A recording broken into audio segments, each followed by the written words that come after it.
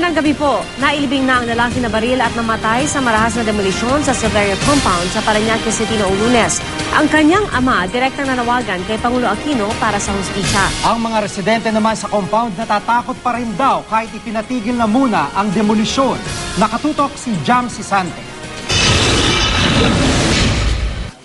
Hustisya ang sinisigaw ng pamilya at mga kasama ni Arnel Leonor sa Silverio Compound na namatay noong Lunes matapos mabaril sa marahas na demolisyon sa kanilang lugar. Sa huling gabi ng lamay para kay Arnel kagabi, nagtirig ng kandila ang mga taga-Silverio. Kanina namang tanghali, inihatid na ang labi ni Arnel sa Manila North Cemetery. Magkahalo ang pigati at galit sa mga taga-Silverio. Bakit ganyan? Hustisya para kay Arnel Leonor! Hustisya! Nanawagan ng ama ni Arnel kay Pangulong Noynoy Aquino at sa iba pang opisyal ng gobyerno na tulungan silang makamit ang hustisya. Pinalaki kong maayos yan. Hindi ko pinakain ng galing sa masama. Tapos binaril ng palo na walang kalaban-laban. Masakit po para sa akin.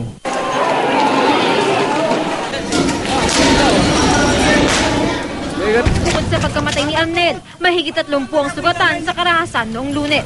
Naglabas na ng moratorium ang DILG sa mga demolisyon para muling suriin ang panuntunan sa pagsagawa ng mga demolisyon at maiwasan ang gulo.